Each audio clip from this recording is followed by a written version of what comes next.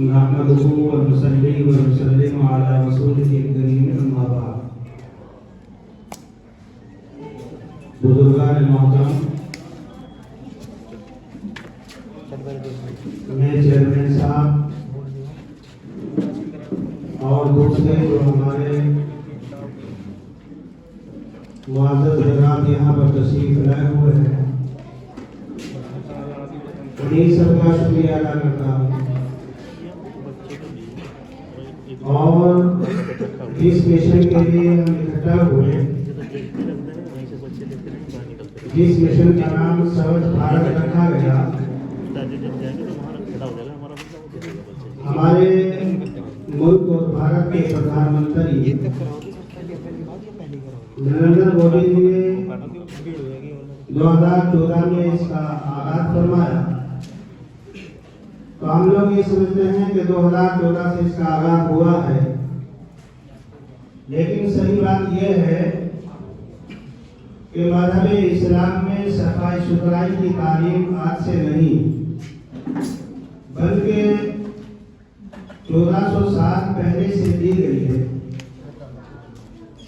آپ حضرات کو معلوم ہوگا کہ سرکار دو عالم جناب محمد رسول اللہ صلی اللہ علیہ وسلم نے ارشاد فرمایا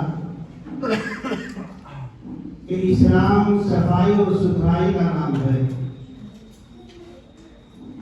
آپ صلی اللہ علیہ وسلم نے ارشاد فرمایا کہ مذہب اسلام کی بنیاد صفائی اور ستھرائی پر رکھی گئی، لہذا تم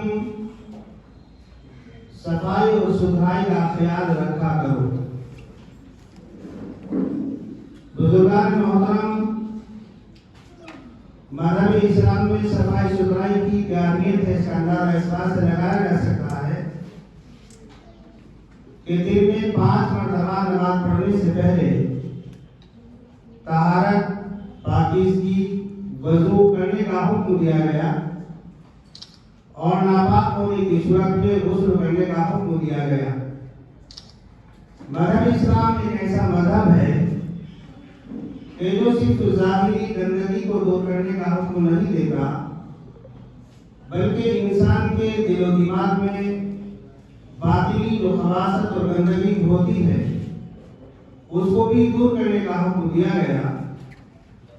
آپ حضرات کو تعجب ہوگا کہ چونکہ ہم لوگ مذہب اسلام کی تعلیمات سے واقف نہیں اور نہ ہم اسلامی تعلیمات کو پڑھتے ہیں، مطالعہ کرتے ہیں، لیکن لوگ چونکہ ہمارے حالات کو، ہمارے احوال کو دیکھ کر یہ سمجھ جاتے ہیں کہ شاید اسلام اسی کو کہا جاتا ہے، اسی لیے لوگ مذہب اسلام سے متنفر ہوتے ہیں اور مذہب اسلام کے بارے میں طرح طرح کے نازیبا تبصرے اور مذہب اسلام پر تنقید کرتے ہیں. جبکہ مذہب اسلام کے اندر ظاہری صفائی کے ساتھ باطنی صفائی کا حکم اس وقت دیا گیا. اس کا اندازہ لگایا جا سکتا ہے کہ اگر ایک آدمی نماز بھی پڑھتا ہے، روزہ بھی رکھتا ہے، زکات بھی دیتا ہے، حج بھی کرتا ہے، لیکن وہی آدمی کسی دوسرے انسان سے نفرت کرتا ہے، تو مذہب اسلام یہ کہتا ہے کہ ایسا شخص جنت میں داخل نہیں ہوگا. آپ اندازہ لگائیں، ایک آدمی نماز، روزہ، زکات، حج کا پابند ہے، 24 گھنٹے مسجد کے اندر بیٹھا رہتا ہے، لیکن اگر وہی مسلمان کسی دوسرے آدمی کے راستے میں کانٹے بچھاتا ہے تو اللہ کے پیغمبر صلی اللہ علیہ وسلم نے ارشاد فرمایا کہ ایسا آدمی کبھی جنت کے اندر داخل نہیں ہوگا. مذہب اسلام کی تعلیم تو یہ ہے قوت نیکی لدائی پر مکم.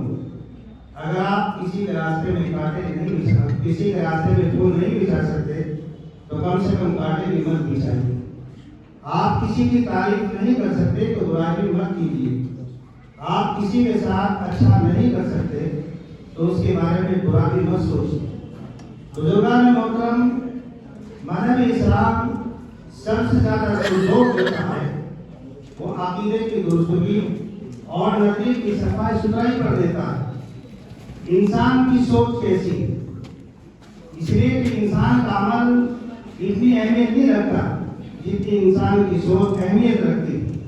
اس لیے کہ جب انسان کی سوچ اچھی ہوگی تو اسے اچھے اعمال کا صدور ہوگا، اور اگر اس کی سوچ غلط ہوگی تو اس سے اچھے اعمال کا صدور نہیں ہو سکتا۔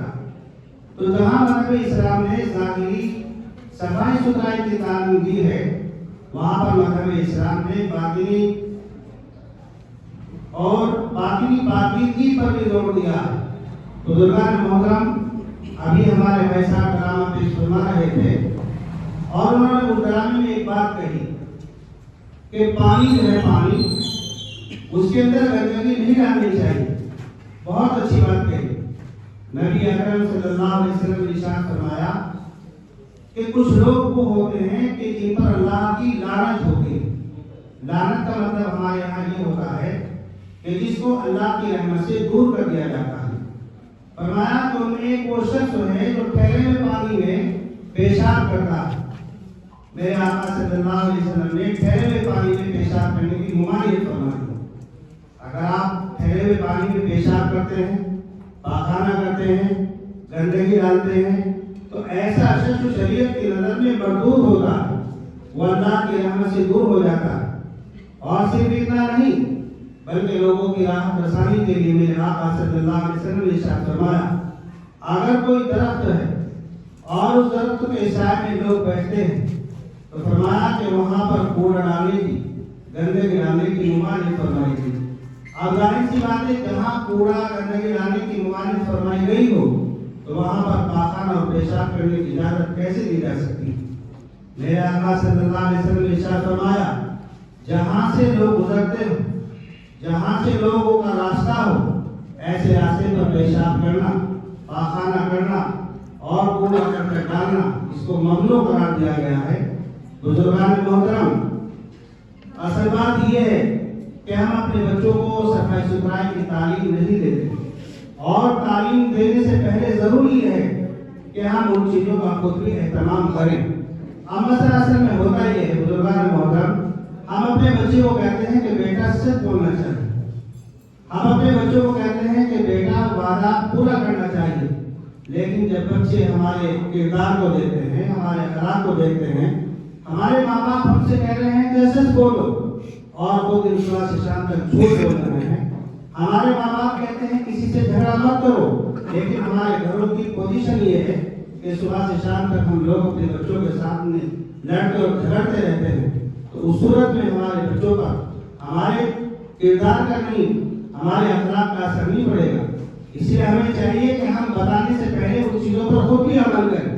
اگر آپ رسول اکرم صلی اللہ علیہ وسلم کی تعلیمات کو اٹھا کر کے دیکھیں، تمام مذاہب، دنیا میں جتنے بھی مذاہب ہیں، کوئی بھی مذہب، میں سمجھتا ہوں کوئی مذہب ایسا نہیں جس مذہب کے اندر اچھی باتوں کی تعلیم نہ دی گئی ہو اور بری باتوں سے نہ روکا گیا ہو، لیکن مذہب اسلام کی خاص بات یہ ہے جو شاید کسی مذہب کے اندر نہیں پائی جاتی کہ نبی اکرم صلی اللہ علیہ وسلم نے جو بات ارشاد فرمائی، آپ نے وہ چیز کر کے بھی دکھائی۔ لیکن یہ صرف دعویٰ نہیں بلکہ اس کی دلیل ہے، اور اس کی دلیل یہ ہے کہ نبی اکرم صلی اللہ علیہ وسلم جس وقت سے پیدا ہوئے اور جب تک دنیا میں رہے، آپ کا ہر قول، آپ کا ہر فعل، آپ کی ہر حرکت کو قلمبند کیا گیا اور لکھا گیا۔ شاید ہی کوئی مذہب آپ کو ایسا ملے گا جس میں پیدا ہونے سے لے کر اور آخر تک ہر چیز کو قلمبند کیا گیا ہو اور لکھا گیا ہو، اور رسول کے ساتھ یہ کہا جا سکتا ہو کہ نہیں، یہ تعلیم صرف مذہب اسلام کی تعلیم ہے۔ اور مذہب اسلام کی نہیں، میں کہتا ہوں جتنے بھی مذاہب گزرے اور جتنے بھی ہمارے دیوی دیوتا گزرے، آپ ان کی تعلیم اٹھائیے، پڑھیے، ان حضرات نے لوگوں کے سامنے عمل کر کے دکھایا، تو ہمیں چاہیے کہ ہم بھی لوگوں کے بچوں کے سامنے عمل کر کے دکھائیں، اور سب لوگ صفائی اور ستھرائی کا خاص طور پر خیال رکھیں، اس لیے کہ اگر ہم لوگ گندے رہیں گے تو ہماری دوستی بھی گندے لوگوں کے ساتھ ہوگی۔ مجھے ایک واقعہ یاد آ رہا، میں پڑھ رہا تھا کسی جگہ، اس کے اندر لکھا ہے کہ ایک کوے کے کبوتر کی دوستی ہو گئی۔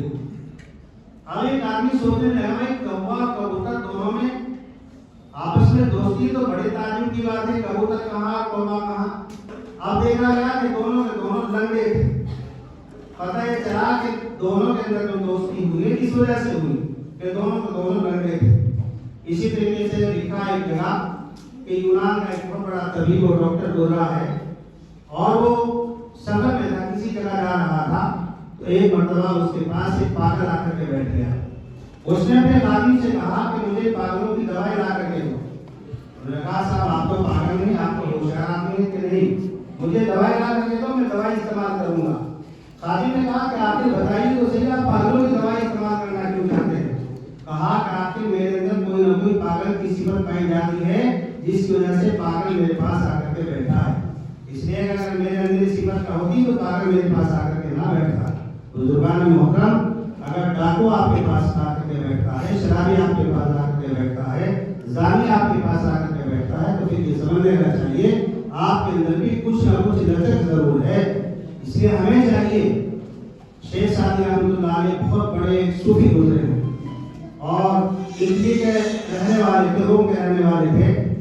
ان سے پوچھا کہ بھائی آپ نے ادب کہاں سے سیکھا ہے؟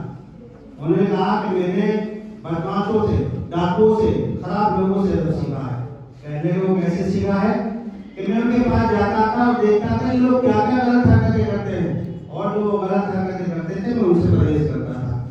تو میری آپ حضرات سے ابھی یہی الفاظوں سے، بچوں سے اور بچوں کے والدین سے، بچوں کے اساتذہ سے، کہ جو بچوں کو کہے اس پر خود عمل کریں۔ انشاءاللہ اگر ہم خود عمل کریں گے تو بچوں کو سمجھانے کی، پروگرام کرنے کی، جلد سے جلد کرنے کی ضرورت نہیں ہوگی۔ آج المیہ یہی ہے، ہمارے یہاں جلسے بھی ہوتے ہیں، پروگرام بھی ہوتے ہیں، لیکن ہمارا خود ان کے خلاف عمل